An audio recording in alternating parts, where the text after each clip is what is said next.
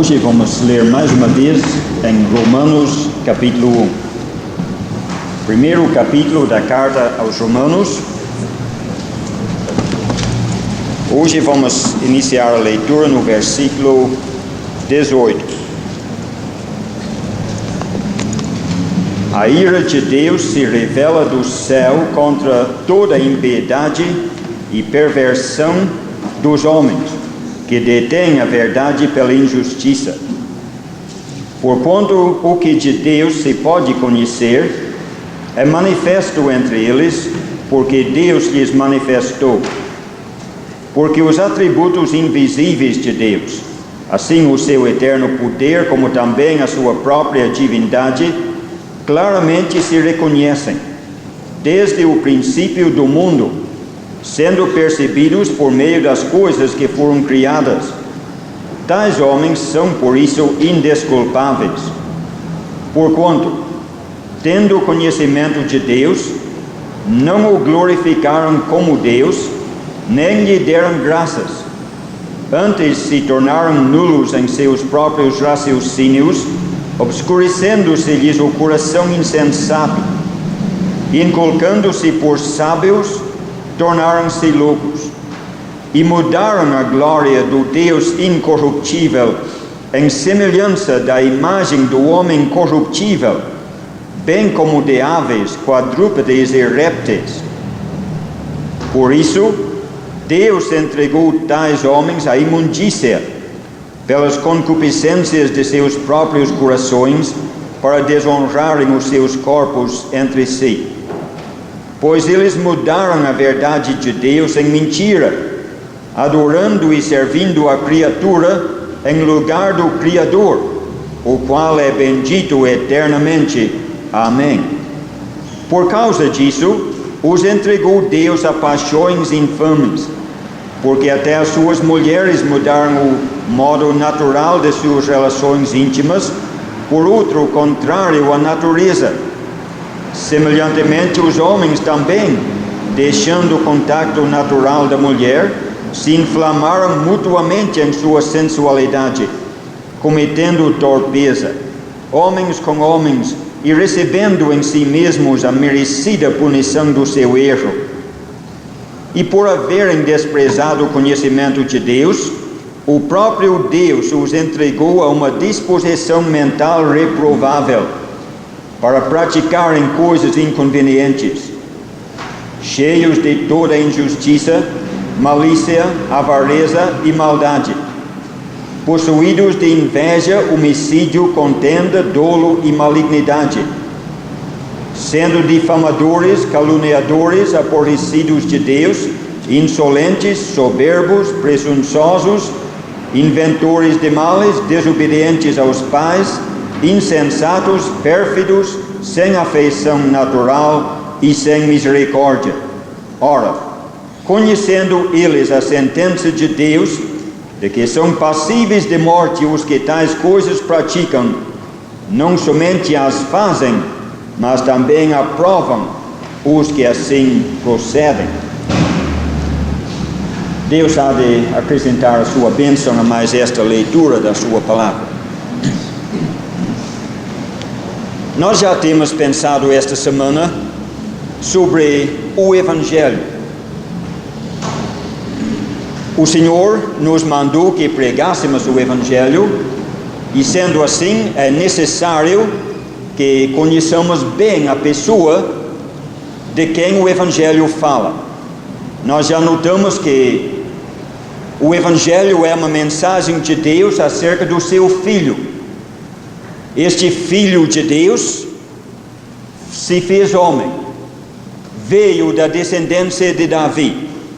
Sendo homem, ele foi declarado ser Filho de Deus, em poder pela ressurreição de mortos.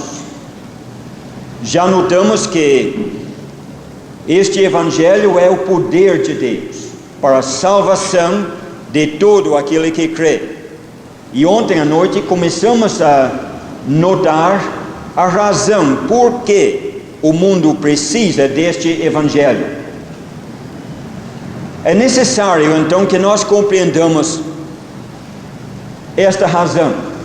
que conheçamos bem a condição do povo a quem anunciamos o Evangelho. Precisamos conhecer o Senhor Jesus, aquele de quem o Evangelho fala.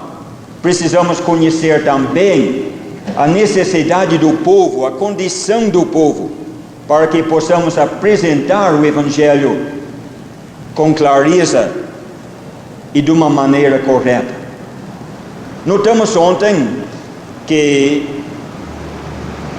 os primeiros capítulos da carta aos Romanos apresentam primeiramente a ruína do ser humano, a necessidade do Evangelho. Do capítulo 1, versículo 18, onde iniciamos a leitura hoje, até o versículo 20 do terceiro capítulo. Depois, de capítulo 3, 21 em diante, ele começa a apresentar a solução deste problema. Notamos ontem, considerando capítulo 1, versículos 19 até 22, notamos que o homem é realmente uma criatura caída. Ele foi criado por Deus num nível elevado, sublime, tendo conhecimento de Deus. Mas o homem não permaneceu naquele estado, ele pecou contra Deus, ele caiu no pecado.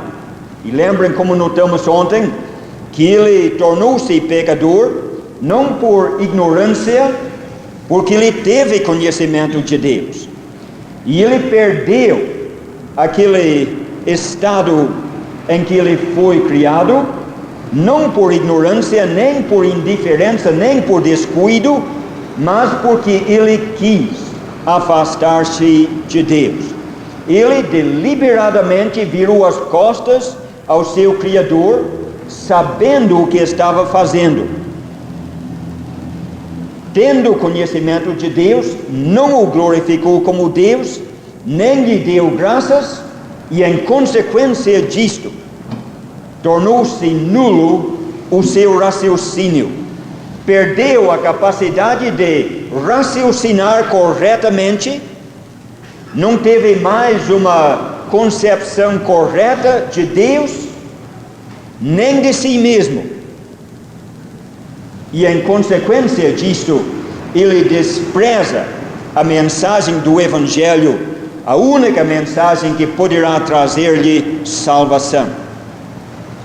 Hoje vamos olhar mais uma vez nestes versículos do capítulo 1 e vamos observar a manifestação da ira de Deus sobre o homem pecador.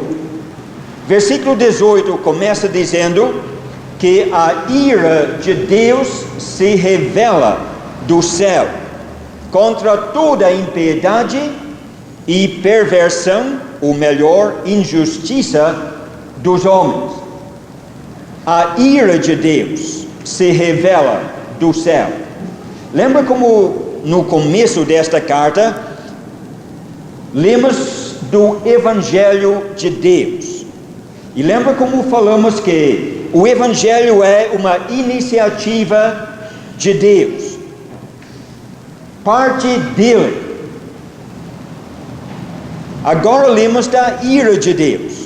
Mais tarde vamos ouvir algo da justiça de Deus que ele oferece ao pecador. Mas observe mais uma vez que tudo é iniciativa de Deus. Tudo começa com ele. O Evangelho vem dele por causa desta manifestação da sua ira.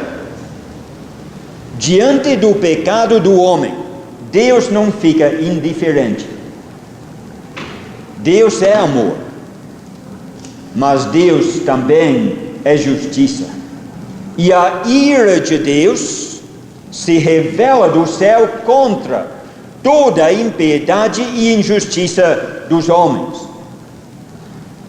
Talvez alguém estranhe esta referência à ira de Deus. Devemos notar que a ira de Deus não é como a ira dos homens.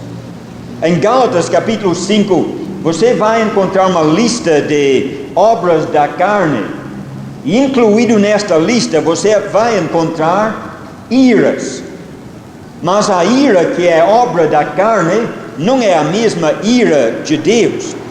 Se nós pudéssemos ler o nosso Novo Testamento na língua grega, que é a língua original, poderíamos perceber claramente a diferença, porque são duas palavras diferentes. Infelizmente, as duas palavras são traduzidas em português pela nossa palavra ira, o que nos confunde. Mas são duas palavras distintas, não são sinônimas. A ira do homem é uma coisa, é obra da carne. A ira de Deus não é aquela ira repentina, irresponsável, daquele que perde a cabeça e num momento explode e depois a coisa passa rapidamente. A ira de Deus não é assim. A ira de Deus é uma atitude fixa que exige o castigo do pecador. A ira de Deus não é uma coisa irresponsável, não é uma coisa repentina, é uma coisa, se posso usar a palavra, uma coisa fria, calculada, é uma coisa inflexível. Talvez um versículo da Bíblia ajude-nos a perceber isto. Romanos 4,15 diz que a lei opera ira. A lei de Deus opera ira. E para entender o que é a ira de Deus, você poderá pensar na lei, na sua atitude diante do pecado. A lei exige o castigo, exige que seja feita a justiça, e com uma atitude fria, inflexível, a lei manifesta a sua ira. A ira de Deus é aquele ódio santo que Deus sente diante do pecado. É a ira, a atitude da lei do juiz diante do pecado. Esta ira de Deus se revela do céu contra toda a impiedade e injustiça dos homens. Note bem as duas palavras, impiedade e injustiça. A ordem é importante. Impiedade é uma irreverência, um pecado contra Deus, principalmente nas nossas relações com Deus.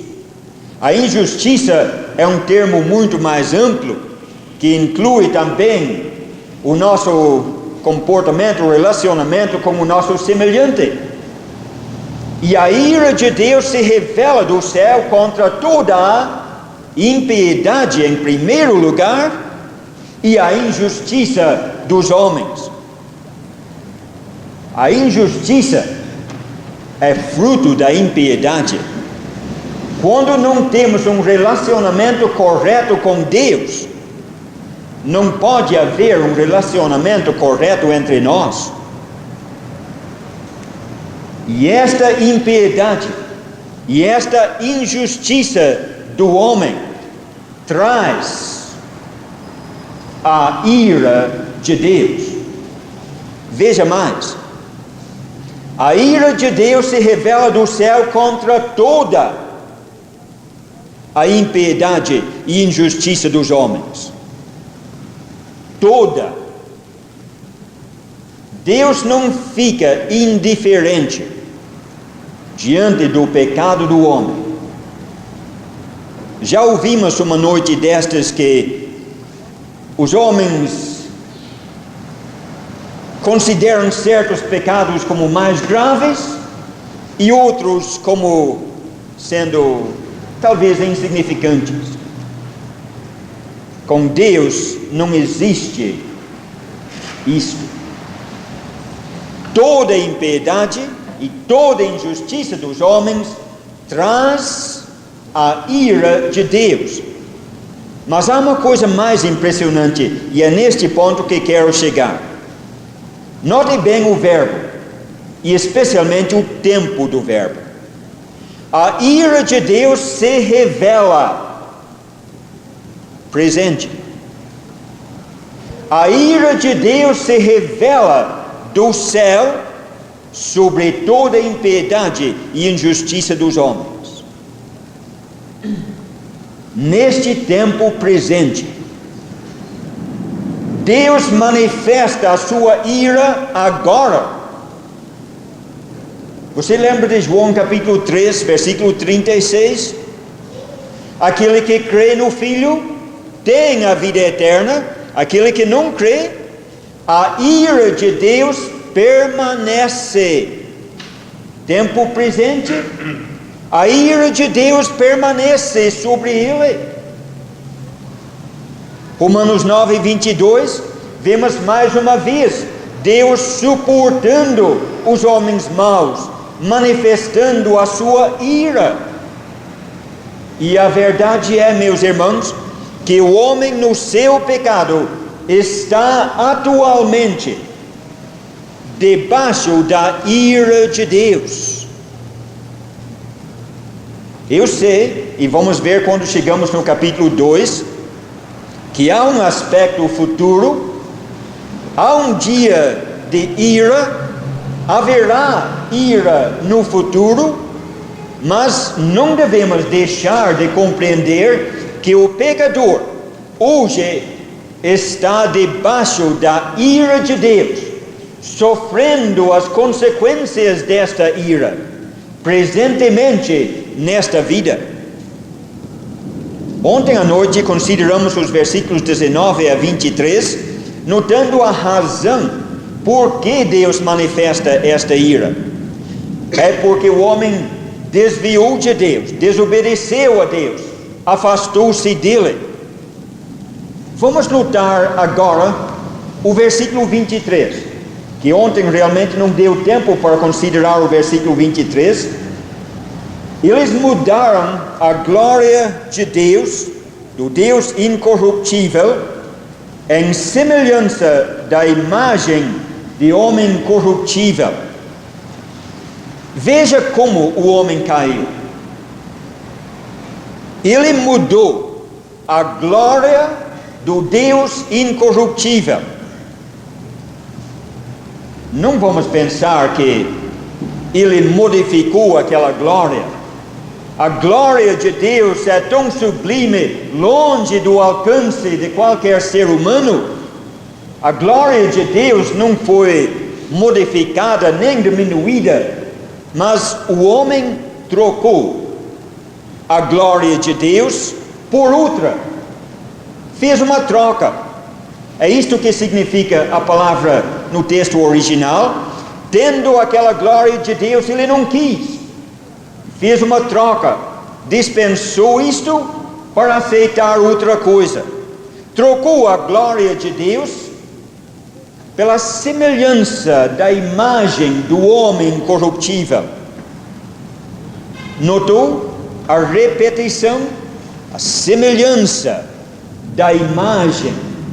O que ele aceitou em lugar da glória de Deus era apenas uma semelhança de uma imagem, era coisa de nada.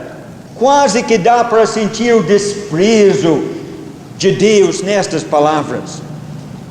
A semelhança de uma imagem do homem corruptível. A glória do Deus incorruptível, que não passa, que não muda, que não murcha, para aquilo que era apenas semelhança de uma imagem do homem corruptível. E olha, quando o homem começou a cair, ele caiu mais e mais e mais. Primeiro era a semelhança de imagem de homem corruptível. Depois ele caiu mais, e era apenas as aves, imagem de aves. Caiu mais, imagem de quadrúpedes. Foi mais baixo ainda, de répteis. Pode ver o homem descendo das alturas sublimes da glória de Deus para o pó da terra. Por isto, veja bem, versículo 24, o que aconteceu. Por isso, Deus entregou tais homens à imundícia. Nesse versículo 24, encontramos uma expressão impressionante. Deus os entregou. Não sei se você percebeu na leitura, mas 3 vezes neste capítulo encontramos esta expressão. Versículo 24, Deus os entregou. Versículo 26, mais uma vez, Deus os entregou. Versículo 28, novamente, Deus os entregou. Nestas 3 expressões, vemos 3 manifestações da ira de Deus. Lembra como começamos no versículo 18? A ira de Deus se manifesta agora sobre os homens. Mas como? Primeiramente, versículo 24, Deus os entregou à imundícia. Eis uma manifestação da ira de Deus. Versículo 26, Deus os entregou a paixões infames. A segunda manifestação da ira de Deus. Versículo 28, Deus os entregou a uma disposição mental reprovável. A terceira manifestação da ira de Deus sobre os homens. Veja mais uma coisa. Deus é justo. Se Ele entregou os homens, Ele os entregou com justiça. Vamos mais uma vez, versículo 24. Por isso, Ele explica por que entregou os homens. Por causa do pecado do versículo anterior, Deus os entregou. Ele os entregou justamente, com justiça. Versículo 26, mais uma vez, vemos que por causa disso, os entregou Deus. Por causa do pecado do versículo anterior. E no versículo 28, por haverem desprezado o conhecimento de Deus, Deus os entregou. Vemos então em primeiro lugar que a ira de Deus, pesando sobre o pecador no dia de hoje, é absolutamente justa. Vamos considerar o primeiro caso, versículo 24. Eles pecaram contra Deus, mudaram a glória de Deus em semelhança de imagem de homem corruptível. Por isso, Deus os entregou à imundícia. A imundícia. Na sua ira, Deus os entregou. Não é apenas que eles deixaram a Deus e, em consequência natural e lógica dos seus pecados, caíram em imundícia. Não é apenas isto. É que Deus agiu deliberadamente entregando estes homens à imundícia. O que estamos considerando aqui é uma intervenção divina nos assuntos humanos. Uma intervenção tão real, tão verdadeira, como aquele dilúvio nos dias de Noé, como aquela confusão na Torre de Babel. É uma intervenção de Deus, uma manifestação da sua ira. Deus entregou os homens à imundícia. Veja como ele fez isto. tirando os obstáculos, permitindo que o homem fizesse o que bem entendia. Veja o que o versículo diz: pelas concupiscências dos seus corações. A palavra concupiscência significa um desejo forte.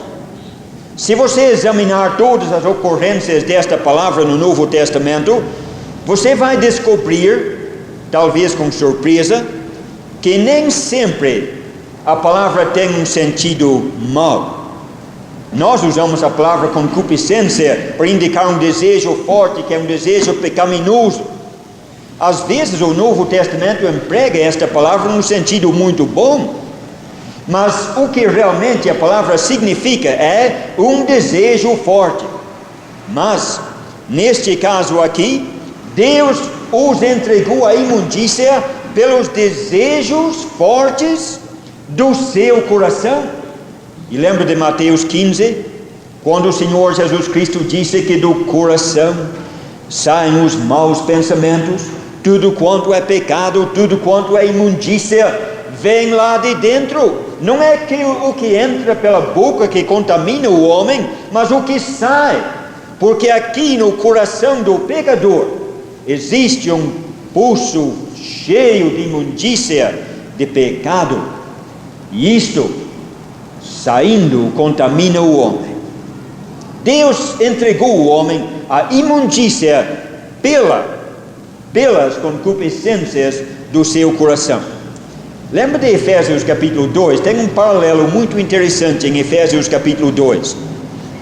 Eu gosto daquele capítulo, como ele fala do pecador morto em ofensas e pecados. Lembra como ele diz: em tempos passados vocês andaram segundo o curso deste mundo. Quer dizer, andavam como todo mundo anda, segundo o curso deste mundo, segundo o príncipe da potestade dos ares, o espírito que agora opera nos filhos da desobediência. E agora veja bem o versículo que segue: nos quais todos nós também antes andávamos nos desejos do nosso coração, satisfazendo a vontade do coração, e éramos por natureza filhos da ira. Satisfazendo os desejos do coração, éramos por natureza filhos da ira. Sabe, o pecador nasce pecador, por natureza filho da ira. Ele já começa a sua vidinha debaixo da ira de Deus, porque aqui dentro ele tem uma natureza pecaminosa. Ele é pecador de natureza, e de natureza é filho da ira. E é uma coisa solene pensar que o homem na rua, o colega de serviço, o vizinho que não conhece a Cristo, está atualmente debaixo da ira de Deus. Vamos mais para frente, porque eu gostaria de chegar ao fim disto hoje, o tempo está quase esgotado. Versículo 26, vemos uma segunda manifestação da ira de Deus. Deus os entregou a paixões infames. Lembra no primeiro caso, versículo 24, encontramos a palavra concupiscências, desejos fortes. Agora encontramos a palavra paixões. Para nós significa quase a mesma coisa, mas realmente não é. Voltando mais uma vez ao texto original, a palavra traduzindo concupiscência, como já notamos, indica aqueles desejos fortes do coração.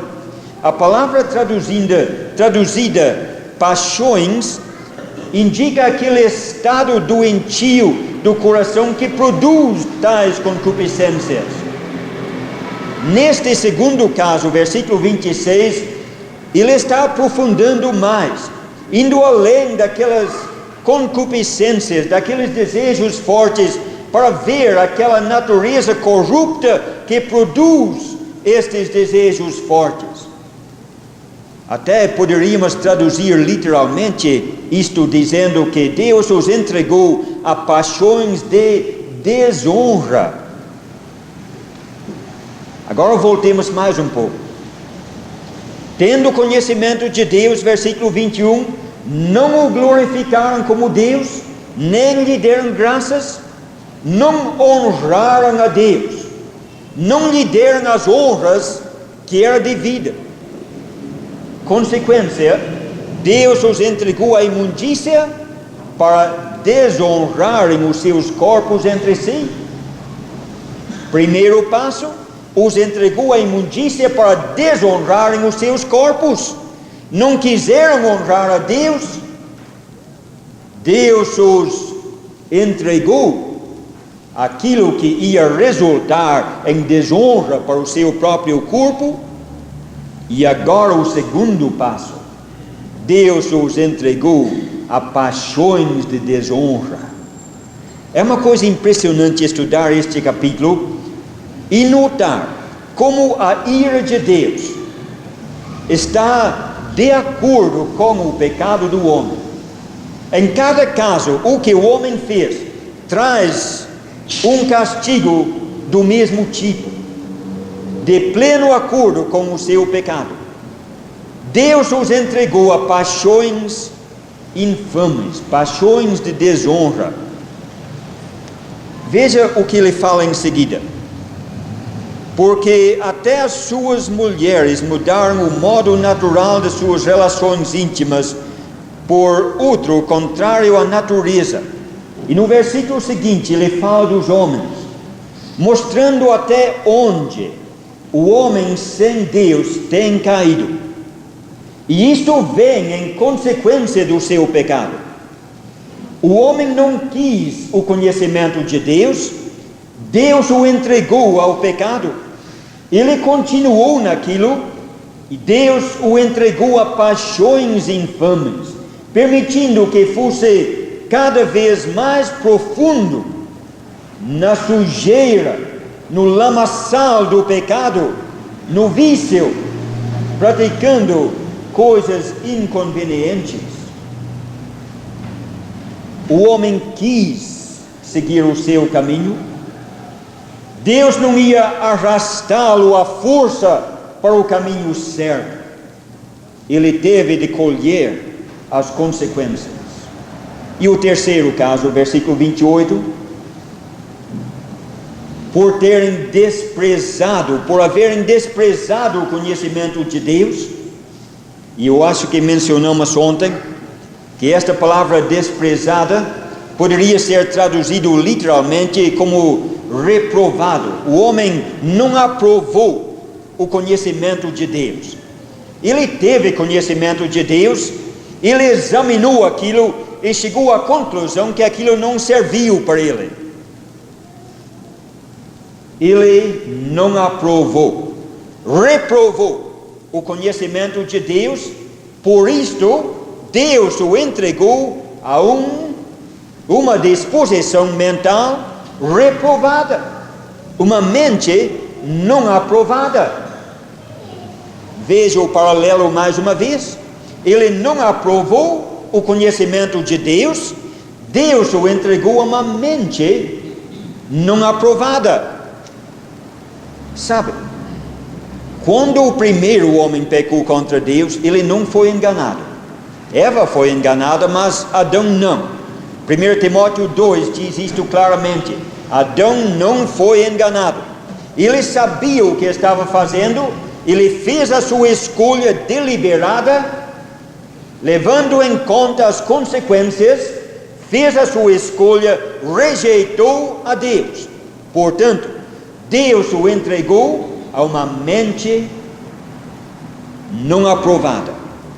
O homem natural não é capaz de raciocinar corretamente nas coisas espirituais. É por isso que lemos em 1 Coríntios 2 e 14 que o homem natural não recebe as coisas do Espírito de Deus e não pode entendê-las. E olha, meus irmãos, se nós vamos pregar o Evangelho de uma maneira correta e com uma clareza adequada, nós precisamos compreender isto, que estamos querendo atingir pessoas que não entendem e que não podem entender. E o poder do Evangelho não está nas palavras persuasivas do pregador, como notamos ontem, nem na clareza da lógica dos nossos argumentos. Nunca vamos convencer um pecador intelectualmente, e nunca devemos tentar. Ele não é capaz de entender as coisas do Espírito de Deus, porque está debaixo da ira de Deus, entregue a uma disposição mental não aprovada. E ele não é capaz de entender isto. Somente o poder do Espírito Santo, através do Evangelho, é capaz de fazer o milagre, de fazer com que aquele homem nasça de novo. Porque ele não aprovou o conhecimento de Deus, ele foi entregue a uma mente não aprovada. O tempo já venceu e não chegamos ao fim do assunto. Mas amanhã à noite, em vez de passar para uma nova parte, vamos continuar, ainda considerando a ira de Deus, amanhã, se Deus permitir. Ao fim o labor desta vida, quando a morte ao teu lado chegar, que destino há de ter a tua alma? Qual será no futuro